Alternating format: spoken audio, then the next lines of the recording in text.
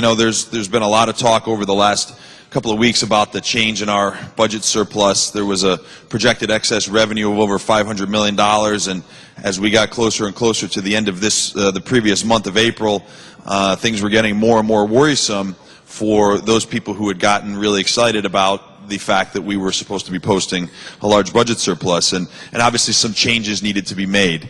And so one particular change that really obviously sticks out to many of us, and one issue that was a real surprise to many of us, was as we were walking, literally walking from this building in the state capitol over to the legislative office building to have our finance committee meeting, many of us were surprised to learn about the item in T16 and the revenue estimates that are before you under miscellaneous taxes. And Mr. Speaker, through you, a few questions to the proponent of the amendment. Please proceed, sir.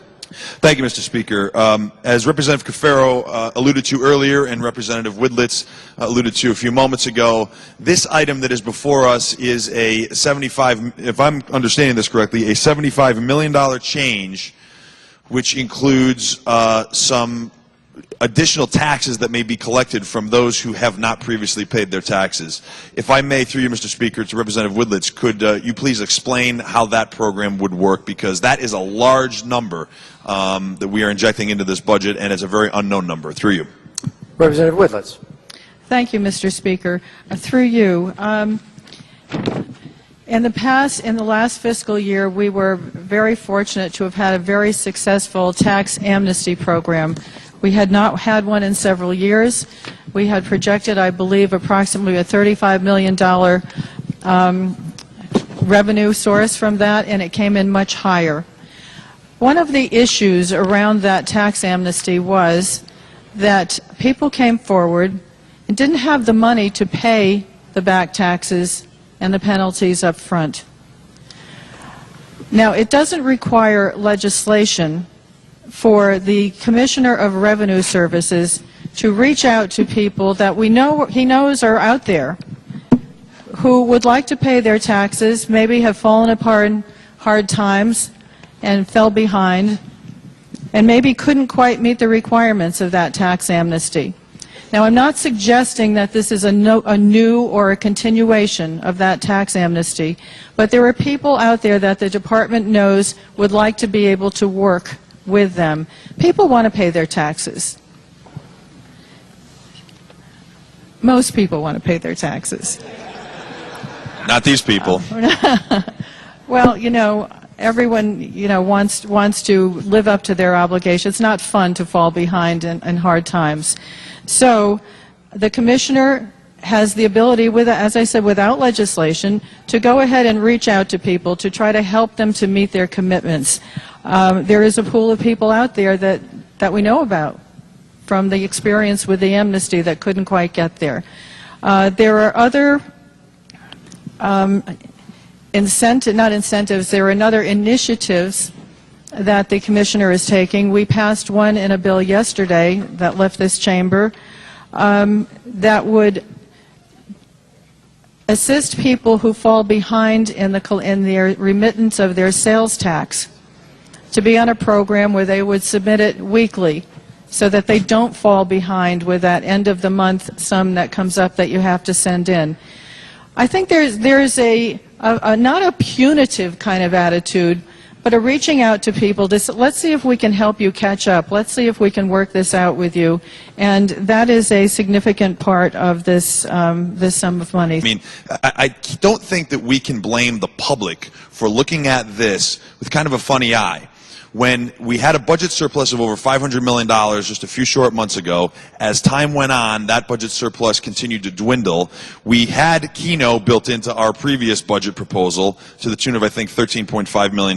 Now that's out, and all of a sudden the state's got to scramble and look under every single rock just to balance the budget that, as Representative Cafaro said, is constitutionally mandated. And all of a sudden, voila, out of the thin blue air comes a proposal from the Department of Revenue Services to balance the budget on on something that none of us, or I shouldn't say none of us, that I have no confidence in the dollar amount that they've put on this proposal. We literally learned of this proposal as we were walking over to the Legislative Office building just a few short hours ago, 5 days before the end of the legislative session. And if that doesn't inject enough doubt in your mind, subsequent to our Finance Committee meeting, we were able to approach on this side of the aisle the Office of Fiscal Analysis and ask them for their review, our nonpartisan fiscal analysis here in the legislature, of their review of this particular proposal. And if the Speaker will indulge me, just want to read the first sentence of this. The response from OFA is, you asked if OFA could verify the revenue target of $75 million placed in the revenue estimates adopted by the Finance Committee today on May 3rd. Quote, we do not possess the information to verify this estimate. Our understanding is limited to that presented by Secretary Barnes at the meeting today.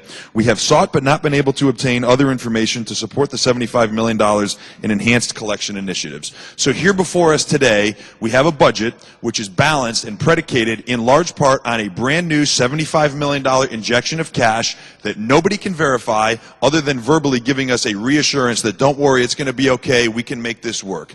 And so I don't know that we can blame the public for saying this doesn't make a whole lot of sense. The very people who have not in the past paid their taxes and who did not pay their taxes vis-a-vis a tax amnesty program, a very aggressive tax amnesty program offered by our Revenue Services Department, which includes both a carrot and a stick, one that far exceeded our expectations by at least 6 times of what we in the legislature had projected when we first passed the budget. Far exceeded that expectation, and here we are today. We're supposed to believe that all of a sudden this $75 million is going to come right in and a whole world's problems are going to be solved here in Connecticut. A few of us on this side of the aisle and throughout the building, I should say, were concerned a few years ago when we passed the budget that included this very nebulous amount of money that we would be saving from a quote-unquote state employee suggestion box. We were also quite concerned about the nebulous savings that would come from the greater use of technology. Some people were mocked for having that belief, that how is it possible that you can't believe that a state employee suggestion box wouldn't save $80 or $90 million? Of course that's reasonable. It's not reasonable. It's nebulous. It's not built on any type of a real foundation, nor is this here today. And so, whereas a few days ago we had a lot of conversations about some of the other taxes that were being pushed off and some of the other payments for pension obligations that were being pushed off, I think that this proposal that's here before us to include the $75 million dwarfs those proposals in terms of their seriousness and their serious negative implications. So I really think we have to think twice before we start to do these things. I have every confidence that this budget will pass here tonight, but years from now, and frankly when folks are out campaigning for re-election in the fall of this year, I'm sure that you're all going to be knocking on doors and people are going to be saying, what happened in Connecticut? I thought we had a surplus. How is it possible? It's decisions like this that cause those deficits to happen. It is ruining our state financially, and I hope that we'll all think twice before we do things like this in the future. Thank you, Mr. Speaker.